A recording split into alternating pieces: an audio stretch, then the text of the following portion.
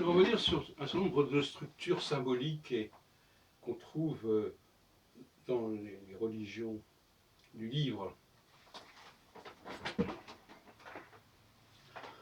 Alors,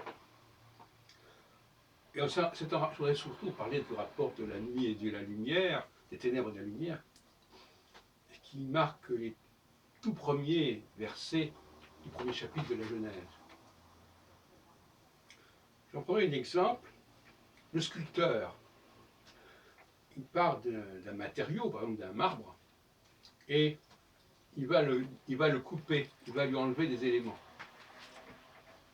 C'est un peu paradoxal, mais donc le sculpteur va faire sa sculpture en enlevant des éléments du matériau initial. Eh bien, je vois là une symbolique liée au rapport soleil-lune, au rapport entre le jour et la nuit. Comme dit le livre de la Genèse, il y avait d'abord la nuit, les ténèbres, et après, il y a la lumière. Rocher, les ténèbres, or, la lumière. Nous avons aussi le cas de Noël, du solstice d'hiver, où il y a la remontée de la lumière par rapport à la nuit. C'est à ce moment-là que la nuit, le jour reprend. La lumière, encore ce qui est intéressant, c'est de garder cette expression de la lumière. La lumière reprend progressivement sur les ténèbres. Et puis, même le début du mois, le nouveau mois, aussi bien dans le monde arabe que dans le monde hébraïque, même si ça a disparu dans le monde chrétien, c'est la rencontre de la lune et du soleil. C'est la lune qui rejoint le soleil, et au moment où elle le rejoint, on est dans la nuit. La nouvelle lune, c'est la nuit. Le croissant de lune, c'est lorsque la nuit commence à perdre du terrain par rapport au jour. C'est un filet de lumière. Et donc ça va directement en phase avec le livre de la Genèse. Le Shabbat, c'est une sorte de solstice également, d'une certaine manière.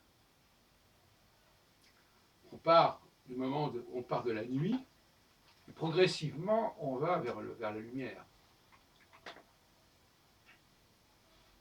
Et d'ailleurs, le Shabbat, c'est donc la rencontre entre la lune et le soleil, sur le sens symbolique.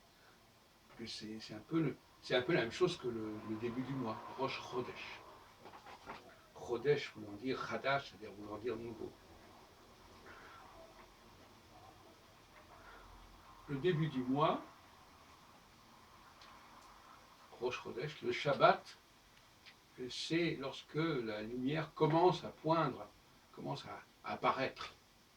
Et donc le croissant de lune, c'est tout à fait en rapport avec le Shabbat et surtout avec le début de chaque mois. Chaque mois, on a d'abord la nuit, et puis on a un croissant de lune qui va gonfler, jusqu'à arriver au qu'on appelle le premier quartier, ou la demi-lune, au bout de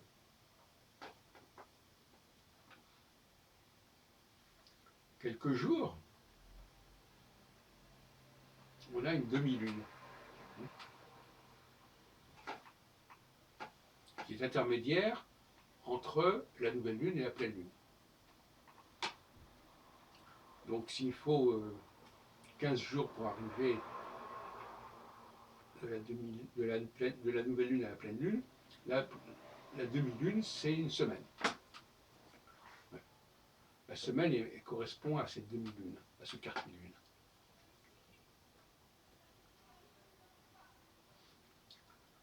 Sur le plan linguistique, on trouve la même chose, n'est-ce pas? Déjà dit.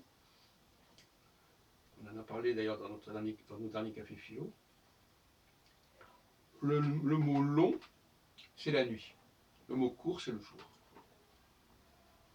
Petite, c'est la nuit. Petit, où on masque le T, où le E disparaît, et quand le E disparaît, ça veut dire que le T ne doit pas se prononcer.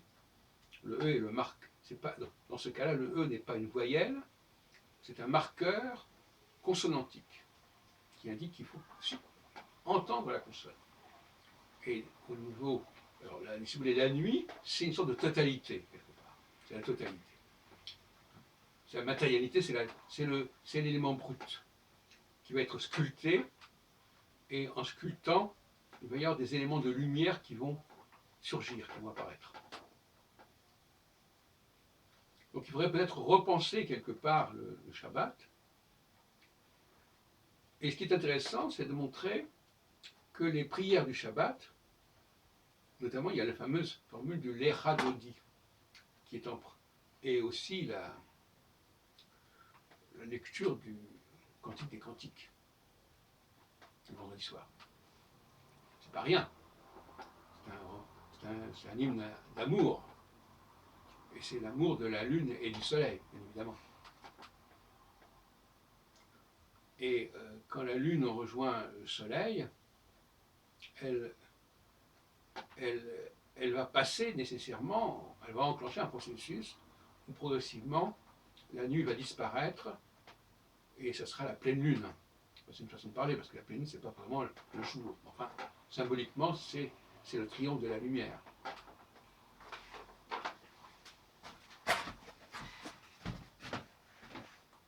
Le Cantique des Cantiques est un chant d'amour solilunaire. Et le Shabbat, c'est quelque part, comme Noël d'ailleurs, Noël qui est aussi le solstice d'hiver, c'est quelque part cette idée d'une guerre contre les ténèbres, qu'on trouve d'ailleurs dans les documents de Qumran, semble-t-il, des Esséniens. Une guerre contre les ténèbres. La lumière s'attaque aux ténèbres et ça reprend ce qui est déjà dans la Genèse. Le début de la Genèse n'a peut-être pas été assez bien étudié. Le début de la Genèse, c'est l'indication d'une lumière qui l'emporte sur la nuit, sur les ténèbres.